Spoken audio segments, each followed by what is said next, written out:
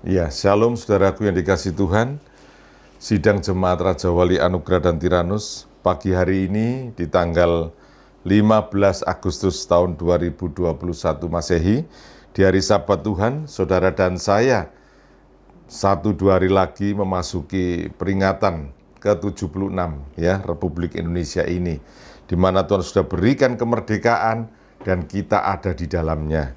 Bapak Ibu Saudara, pagi hari ini Tuhan menolong saudara dan saya, dan kami berikan tema khusus untuk pagi hari ini adalah menjadi umat yang merdeka.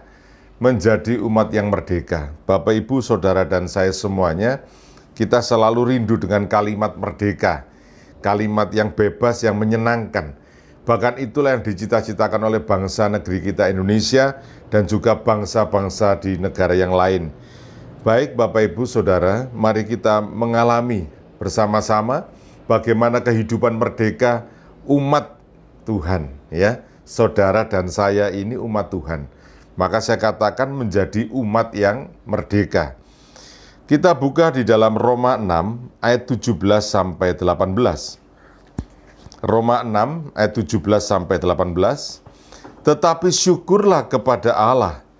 Dahulu memang kamu hamba dosa, tetapi sekarang kamu dengan segenap hati telah mentaati pengajaran yang telah diteruskan kepadamu. Kamu telah dimerdekakan dari dosa dan menjadi hamba kebenaran.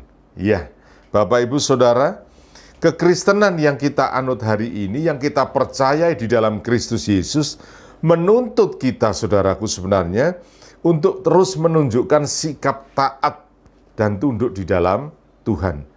Sehingga kemerdekaan kita tidak sama seperti yang dunia bayangkan. Kemerdekaan kita adalah kemerdekaan yang diambil dari kegelapan menuju terangnya yang ajaib. Itu kemerdekaan yang Tuhan sediakan buat saudara dan saya. Kemerdekaan yang mungkin berbeda cara pandang dunia dengan kita. Kalau cara pandang dunia, merdeka itu ya sak bebas-bebasnya, ya. Mbuh wis karepmu, apa yang dikerjakan, silahkan. Itu dunia. Tetapi saat kita menerima Tuhan Yesus sebagai juru selamat, ternyata kita telah dimerdekakan dengan cara yang ajaib. Yang dulu kita manusia yang berdosa, ya, dari dosa keturunan, kemudian hari ini kita berjumpa dengan Tuhan dan Tuhan memerdekakan itu semua dalam hidup kita. Maka dikatakan tidak salah kalau ayat ke-18 dikatakan kamu telah dimerdekakan dari dosa. Jadi kita itu telah ditebus oleh Tuhan dengan darah yang mahal. Kemudian kita tetap menjadi hamba. Tetapi bedanya kalau dulu hamba dosa, tetapi hari ini saudara dan saya yang dimaksud oleh orang dunia adalah umat-umat ketebusan, yaitu umat Kristen, harusnya menyadari bahwa kita tetap menjadi hamba. Dulu mungkin tunduk dalam dosa, tapi hari ini kita tunduk di dalam Tuhan. Maka kita tetap posisi kita hamba, saudara. Tapi hamba yang dirindukan Tuhan adalah hamba di dalam Kristus Yesus, yaitu hamba kebenaran. Jadi merdeka itu merubah posisi sebenarnya. Kalau dulu dijajah bangsa Indonesia, sekarang sudah merdeka, maka kita bebas menentukan. Tapi ingat saudara, kita merdeka pun masih ada aturan-aturan negara yang mengikat kita.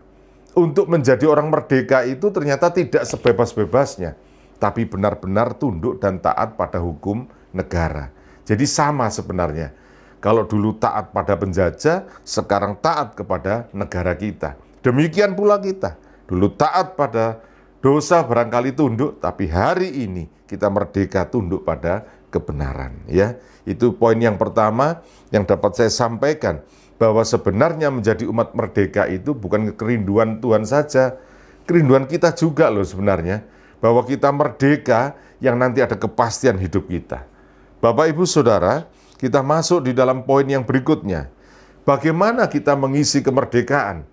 Ya kalau di dunia mengisi kemerdekaan barangkali ada karnaval dulu, ya kan? Sampai di WA saya pernah lihat itu membuka lowongan, ya, menjadi TNI, Polri, tenaga kesehatan, dokter segala macam, hubungi Pak RW, Pak RT setempat. Loh kok hubungannya apa? Ternyata pasti diterima kalimatnya. Hanya untuk karnaval 17-an, jadi tentara, jadi polisi. Hanya polisi karnaval, saudaraku, ya.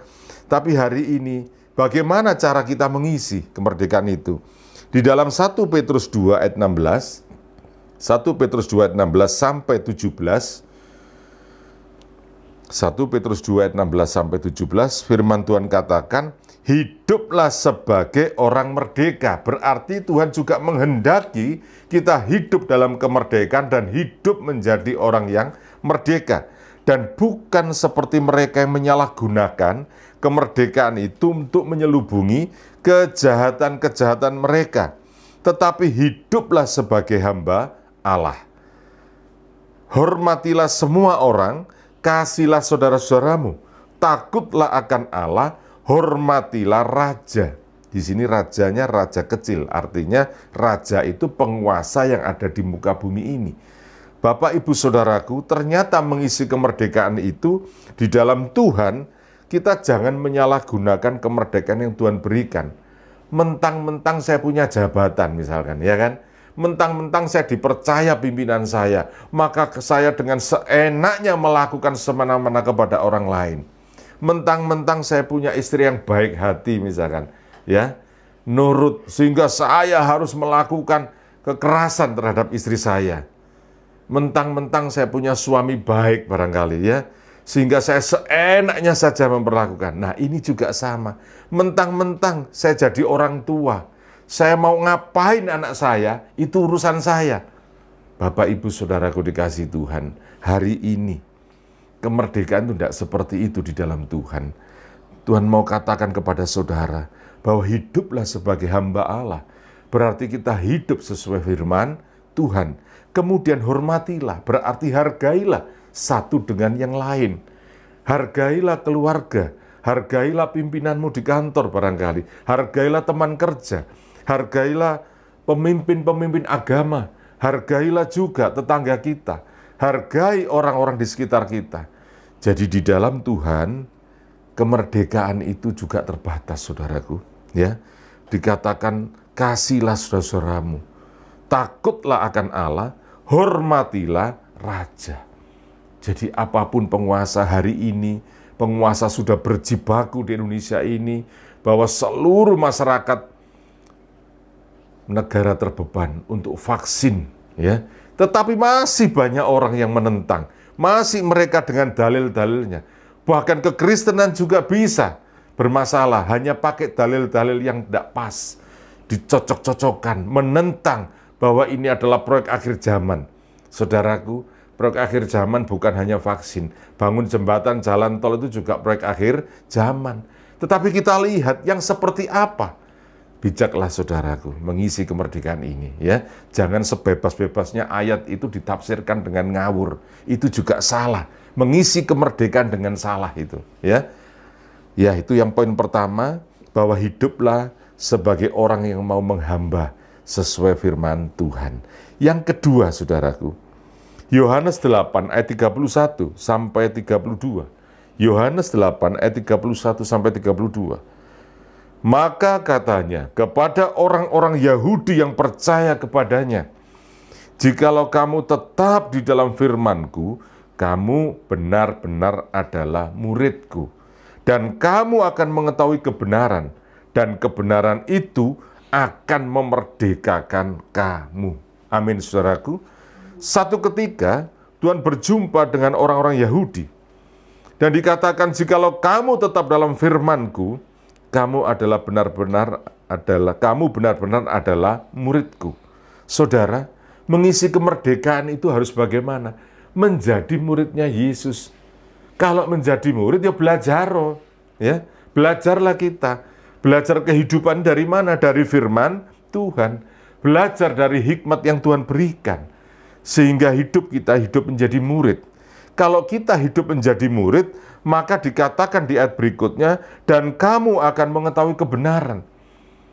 Jadi hari ini orang yang tidak mengerti kebenaran karena tidak mau belajar, saudaraku, ya. Dan kemudian kalau sudah mengetahui kebenaran, firman Tuhan katakan, di kebenaran itulah yang akan memerdekakan kita. Jadi saudaraku, tidak ada jalan keluar lain dalam mengisi kemerdekaan bersama dengan Tuhan. Ya, jadi kemerdekaan yang sesungguhnya itu adalah hidup bersama dengan Tuhan.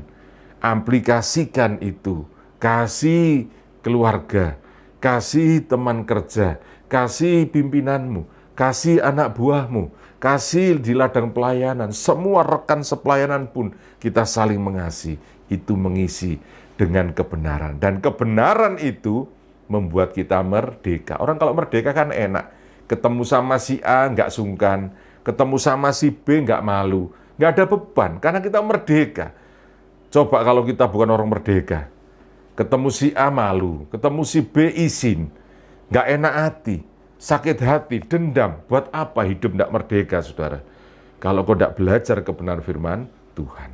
Yang terakhir, saudara, akibat dari semua yang kita kerjakan, mengisi kemerdekaan, Roma 6 ayat 22. Saya lanjutkan yang tadi kan berhenti di 18 kalau tidak salah. Ini poin yang melompat, Roma 6 ayat 22. Jadi setelah kita hidup menghamba kepada Kristus, mau melakukannya sebagai murid, dan kebenaran itulah yang akan memerdekakan kita. Hasilnya bagaimana?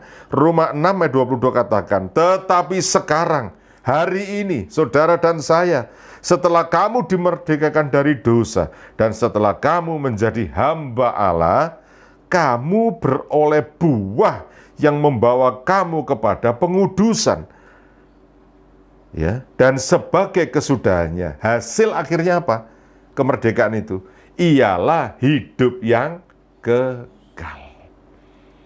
Saudaraku, tidak sia-sia kita merdeka dalam Tuhan. Tidak sia-sia kita tunduk kepada Tuhan. Apapun yang kita kerjakan hari ini yang engkau tidak mengerti, belajarlah supaya engkau mengerti.